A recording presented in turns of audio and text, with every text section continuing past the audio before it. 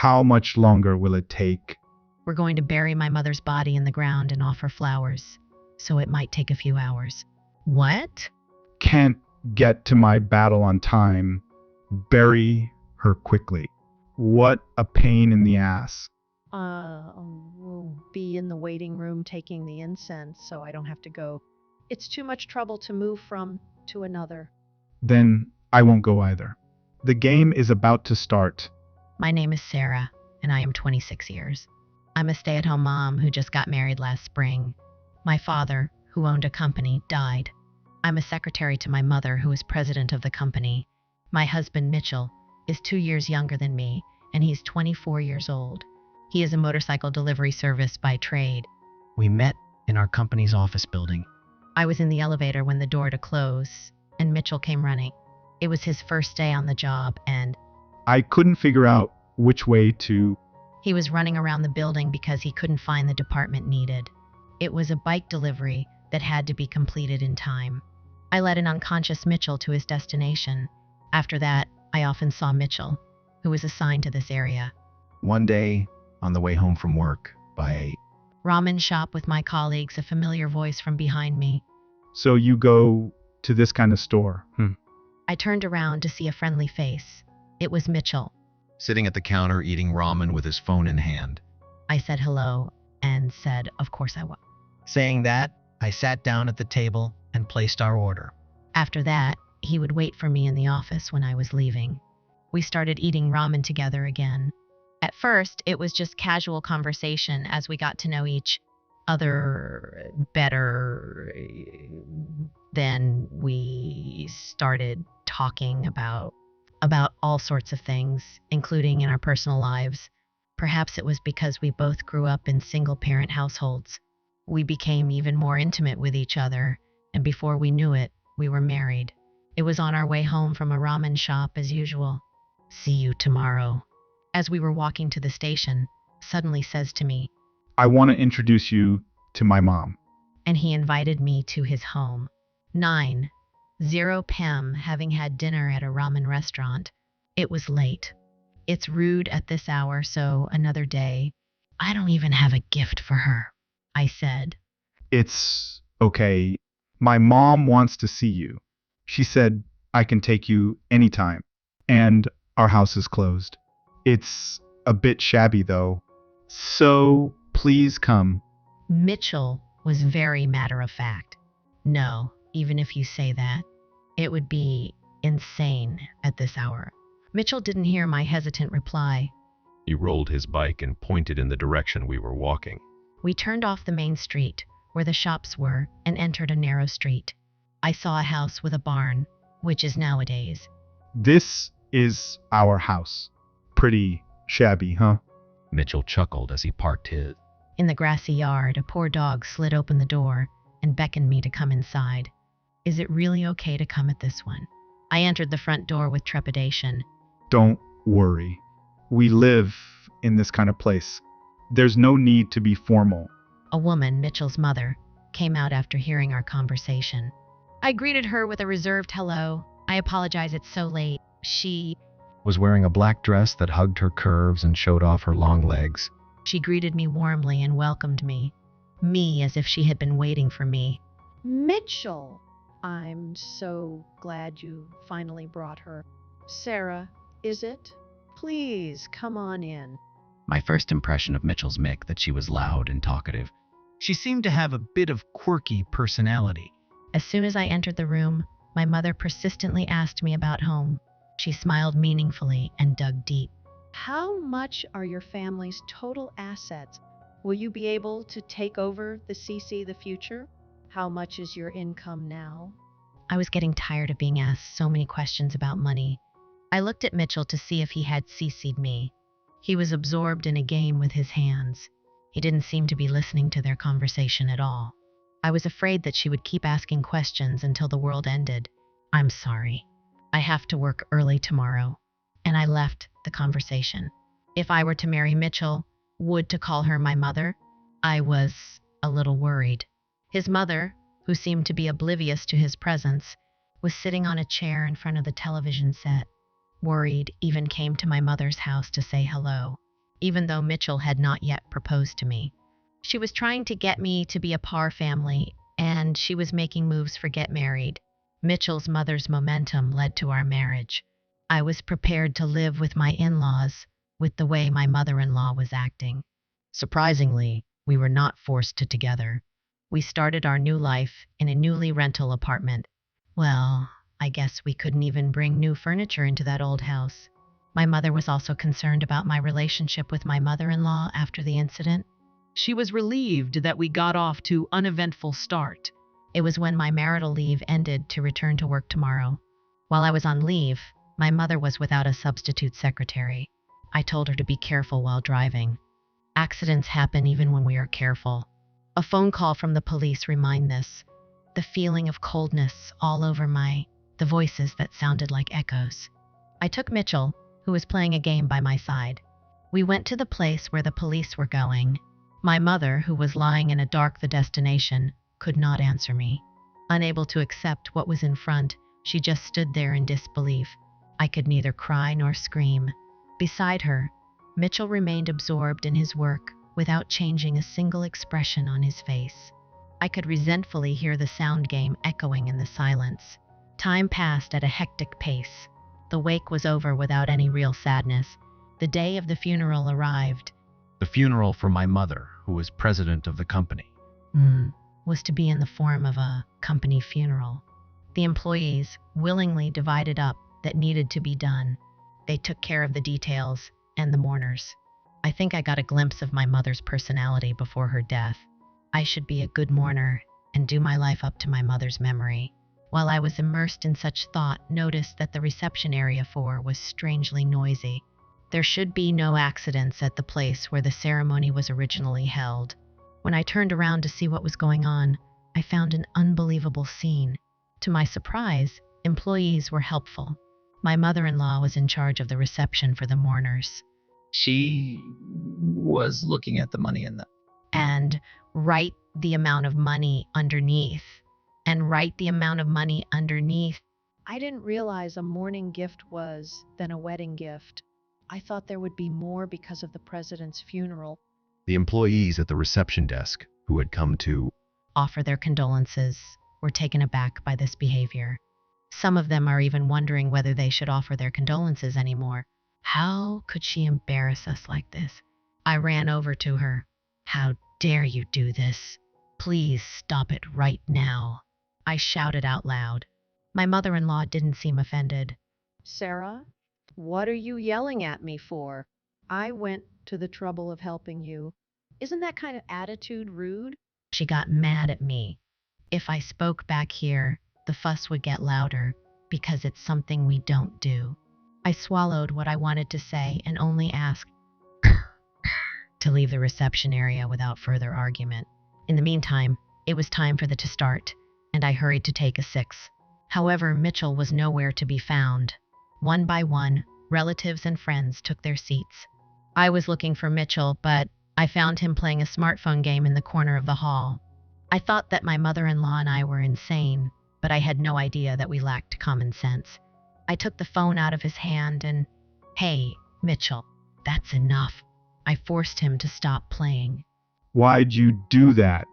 Give me my phone back. I silently put the phone in Mitchell's pocket and I made him take his seat. I made it to the prayer just in time. I took a deep breath and pulled out rosary beads I had in my pocket. Mitchell reached into his pocket too. I thought he was going to take out beads, but what came out was his snake. He began playing the game again while prayers were being said. I couldn't yell at my husband in front of so many people. I tried to warn him in a whisper, but Mitchell, who was engulfed in the gust of wind, did not hear me. During the prayer, Mitchell's cell phone went off, which was extremely embarrassing. When it was his turn to receive, he gave him a good elbow thrust. There, Mitchell blundered again. After the communion, instead of singing, he began to frantically clap his hands. He returned to his seat with an look on his face.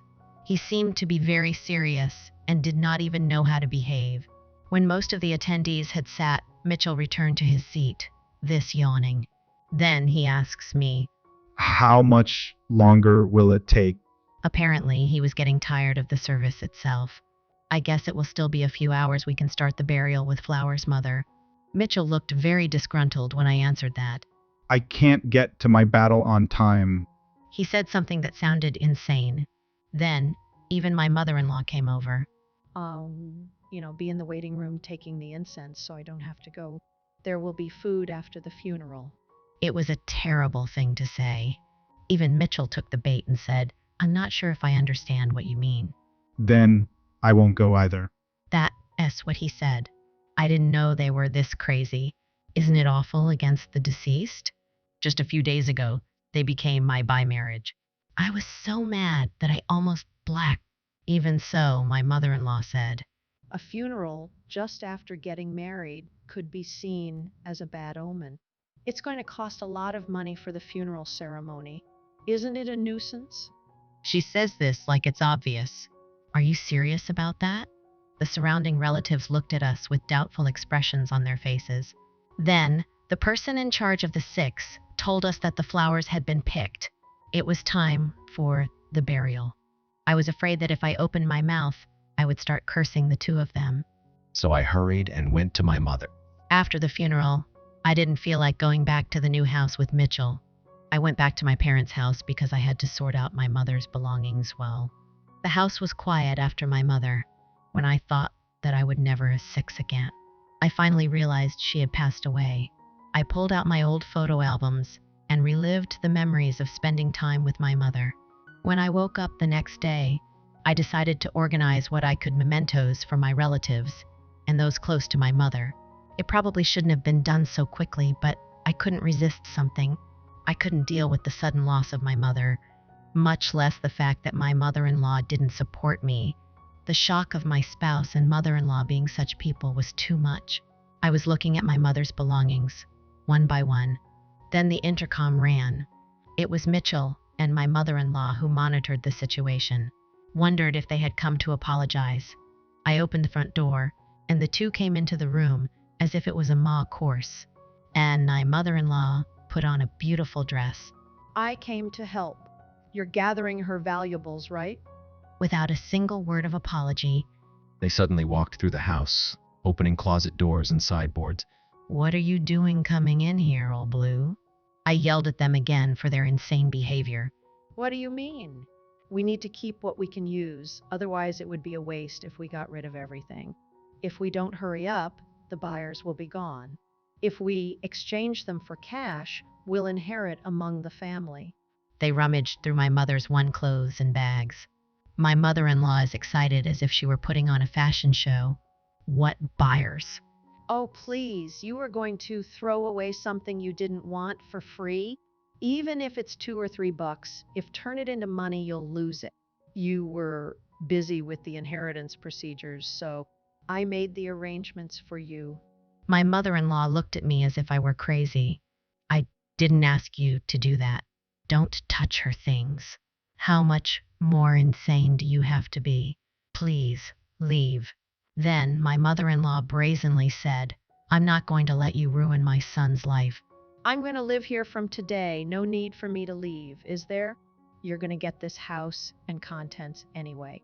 I was surprised, but my mother-in-law at me blankly and said, Why didn't you move with me and Mitchell?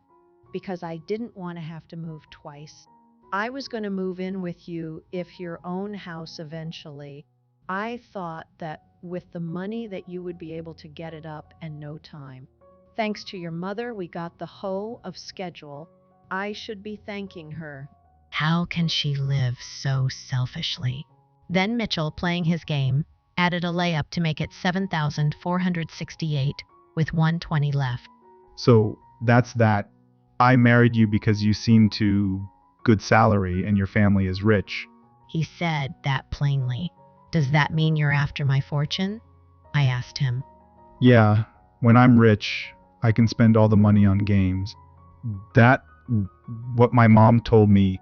So she said I should definitely get. She said that she wants to be able as much as she wants to. I was surprised at his answer, which questioned his mental age. Does that mean that if I had met you, you would have been happy to marry me? I guess so. I can't believe you would say that. I feel deeply ashamed that I married a guy. Are you two making fun of me? Cut it out. Get out of here. I was sick of seeing their faces and urged them to leave immediately. Then pay us alimony. I was appalled by how much money she had attached to it. I will not give a single penny of my wealth to such a person. I'm not kidding. I'd like to split the wedding costs 50-50. I want it to be at a super luxurious location. What your mother-in-law said, but she hasn't paid her share for the wedding. My mother-in-law said she wanted a full-course meal at a super luxury restaurant. She insisted that the wedding be held at a hotel. When I pointed out to my mother-in-law that she didn't even try to pay back her debts, she just shrugged. Only thinks about receiving gifts. Not happening, she said. Why would I pay it back when the per pay is gone now? If you insist on my paying it back, you can just set it off against the alimony. If we divide the property, there will be enough to pay the alimony, she said. I decided to call the police for help. When the police arrived, instead of panicking, my mother-in-law told them she was just helping sort out the belongings. While they were arguing, the buyer and the police interviewed the buyer. After confirming that the client was a mother-in-law, the police questioned her about the incident. I told them that my mother-in-law's belongings were not to be touched without her permission. They took my mother-in-law and aunt from my family home. After that, the interview was over. After the interview, the mother-in-law returned to her house without hesitation, apologized, and begged me to let them stay here. My mother-in-law and Mitchell ended up at their old home. They had nowhere to go back to. And they even got rid of all their clothes and furniture. They told me all they owned was the on their backs.